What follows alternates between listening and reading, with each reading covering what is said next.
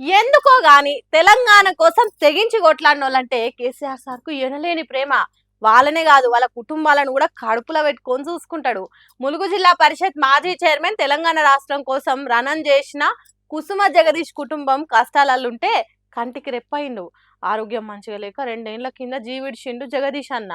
బిడ్డ డాక్టర్ చదువుకు తిప్పలైతున్నదని కేసీఆర్ సార్కు ఎట్లా తెలిసిందో ఏమో గానీ గిట్లా ఎర్రవల్లిలో ఉన్న తన ఫామ్ హౌస్ కు పిలుచుకొని చదువు కోసం ఎంత ఖర్చు అవుతుందో అంత చెక్కు మీద రాసిచ్చిండు. కేసీఆర్ సార్ను చూసే వరకు లేచి నిలబడ్డోళ్ళను కుర్చీలలో కూర్చోండ్రి, ఏం కాదు నిమ్మలవాడుండ్రి అన్నట్టు తన ఎదురుగా కూర్చొని పెట్టుకున్నాడు. చదువు ఎట్లా సాగుతాంది అన్నట్టు మంచి చెడ్డ తెలుసుకున్నాడు.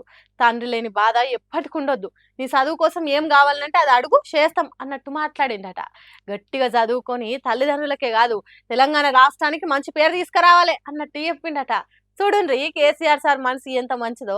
అధికారంలో ఉంటేనే జనానికి సాయం చేస్తాం, కుర్చీలో లేకుంటే ఎవరు ఎక్కడ పోతే మాకేంది అన్నట్టుంటారు కొంతమంది.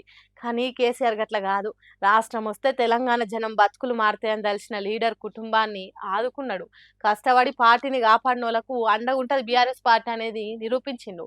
ఇక ఈ కార్యంలో మాజీ ఎమ్మెల్యే రసమై బాలకిషన్, ఎమ్మెల్సీ కర్నె ప్రభాకర్లు ఉన్నారు.